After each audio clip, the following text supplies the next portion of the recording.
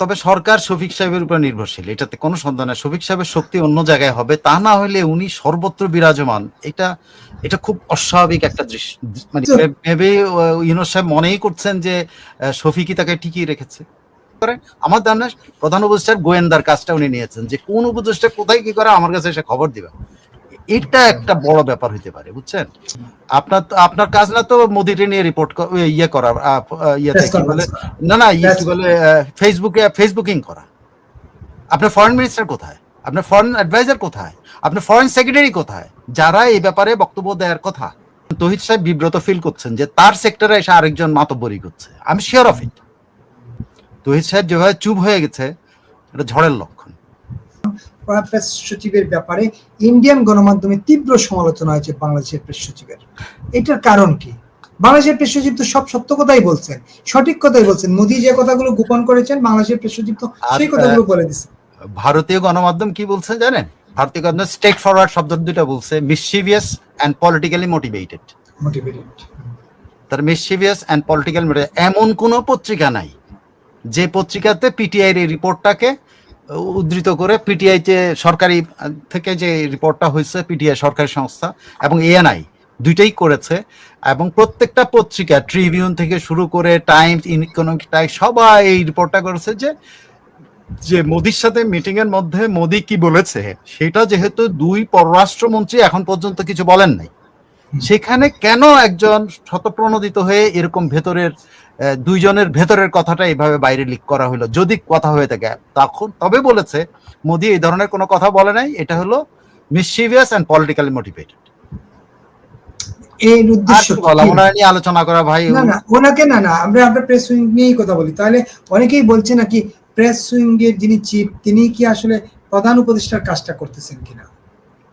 না, প্রধান ব্যক্তি তো উনি, তা নাহলে সব মিটিং এ তো ওনার দেখি, সব প্রেস ব্রিফিং এ উনি যে হাজির হন। সেই খলিল সাহেব ব্রিফিং করলেও ওখানে উনি আছেন, সেই রোহিঙ্গার ব্যাপারে উপপ্রধানমন্ত্রী কি বক্তব্য দেয় সেখানে উনি দাঁড়ায় আছেন, বিডার প্রেস কনফারেন্সে উনি আছেন, চারজন উপদেষ্টার প্রেস কনফারেন্সে উনি আছেন। তো উনি আসলে করেনটা কি? মানে এই কি সব জায়গায় হাজিরা দেওয়ার কাজ করেন বোধহয়, তাই না? ওনার আসলে হি লস্ট হিজ মাইন্ড। একদম এইগুলো তো সরকারকে বিব্রত করে, এই যে মিস ইনফরমেশন, যেটা নিয়ে এত আলোচনা। আমি মিস ইনফরমেশন বলতেছি না, যেটা আপনার দায়িত্ব না সেটা আপনি কেন করবেন? এই কাজটা তো আপনার না। আপনার কাজ না তো মোদিকে নিয়ে রিপোর্ট ইয়ে করা, ইয়েতে কি বলে, না কি বলে, ফেসবুকিং করা। আপনার ফরেন মিনিস্টার কোথায়? আপনার ফরেন অ্যাডভাইজার কোথায়? আপনার ফরেন সেক্রেটারি কোথায়, যারা এই ব্যাপারে বক্তব্য দেওয়ার কথা? তারা কোথায়? ইভেন মিস্টার খলিলুর রহমান কোথায়? এইসব ব্যাপারে খলিলুর রহমান সাহেব তো কিছু বলেন নাই।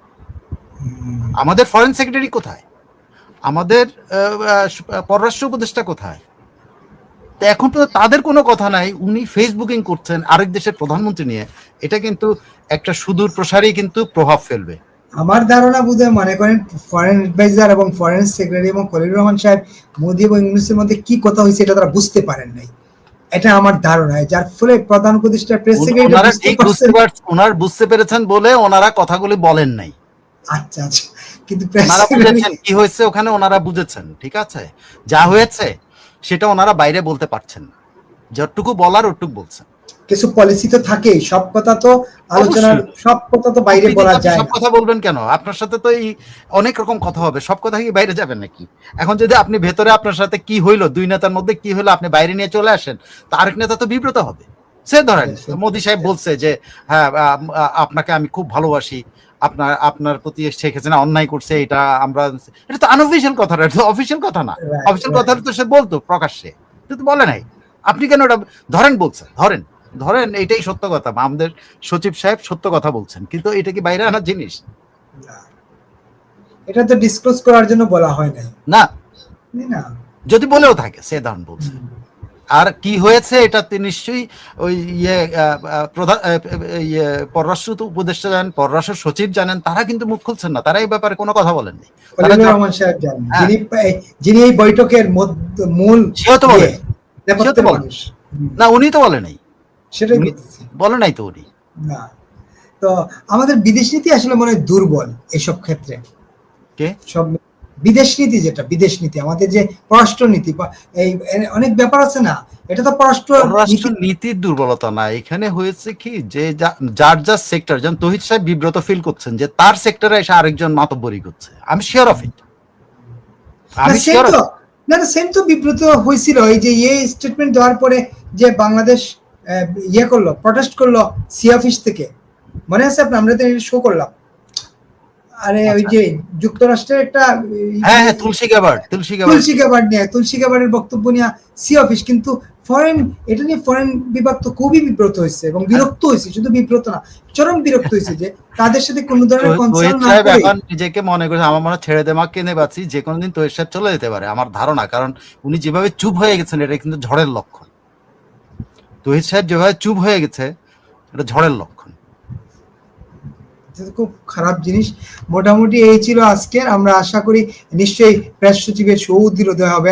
আমি জানি না আপনি কি বলবেন। কোনো কিছু আশা করার দরকার নাই, যে যার মতো করে চলবে সে তার মতো করে চলুক, সরকার বিব্রত হোক এইটা তো নিশ্চয়ই মানুষ চায় না। তবে আমার একটা প্রশ্ন ছিল, এটা আমার নিজের প্রশ্ন ছিল, এই সরকার কি আসলে মিডিয়াবাজির উপর টিকে আছে কিনা, মানে সবকিছু ভেবে ইউনূস সাহেব মনেই করছেন যে শফিকি তাকে টিকিয়ে রেখেছে, যে কারণে ও যা করে কিছুই উনি বলছেন না। নাহলে উনি যদি ডেকে বলে যে তুমি সব জায়গায় কেন হস্তক্ষেপ করছো, তোমার তো সব জায়গায় কাজ না রে ভাই, তোমার একটা স্পেসে, তুমি একটা সরকারের সচিব পদমর্যাদার একটা লোক, তুমি তোমার কাজটা করো। তুমি উপদেষ্টার কথাও তুমি বলতেছো, স্যার উপদেষ্টার প্রেস ব্রিফিং থাকো, আবার বিডা মিয়ার কি জানো বিডা চেয়ারম্যান একটা আছে, হ্যাঁ ওই যে কি জানো বাচ্চা চেয়ারম্যান আশিক চৌধুরী, ওর এখানেও যায় প্রেস, মানে উনি মনে হয় সব জায়গায় পাহারা দিচ্ছেন, কেউ ঠিক বলছে না বেঠিক বলছে, আমার ধারণা এটা। সবারই উনি নজরদারিতে রাখছেন, প্রধান উপদেষ্টার কাছে যায় রিপোর্ট করে, আমার ধারণা প্রধান উপদেষ্টার গোয়েন্দার কাজটা উনি নিয়েছেন, যে কোন উপদেষ্টা কোথায় কি করে আমার কাছে এসে খবর দিবে, এটা একটা বড় ব্যাপার হইতে পারে, বুঝছেন না? আরেকটা দেখেন আপনি, এই যে হয় উপদেষ্টা পরিষদের বৈঠক শেষে অনেক সময় দেখা যায় যে জনা এবং আসিফ নজরুল দুইজনই মানে তাদের সংশ্লিষ্ট তারাই ব্রিফিং করছেন, সেখানেও কিন্তু মানে প্রেস সেক্রেটারি থাকেন, মানে সব জায়গায় উনি থাকেন নাকি, এই ব্যাপারে কোনো সন্দেহ নাই।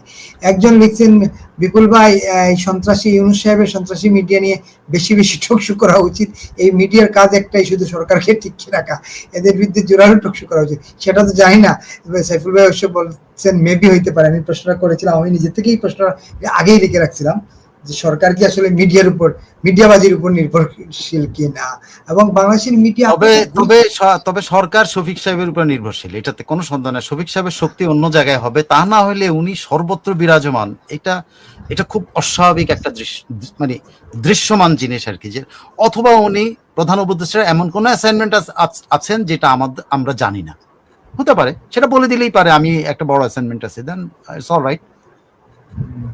আমার মনে হচ্ছে এটা জানি না, মানুষ আলোচনা, আমি আবার আমার মনে করলে বলে না, মানুষ বলে আর কি সকল উপদেষ্টা শফিক সাহেব কিনা, সেটা অনেকে বলে, আমি আলোচনা শুনছি, এটা এই জন্য বললাম, মুখ দিয়ে আমার মনে হয়েছে বলছে, কিন্তু বেসিক্যালি আমি বহু জায়গায় আলোচনা শুনছি সকল উপদেষ্টা হচ্ছেন শফিকুল আলম, সবাই বলে।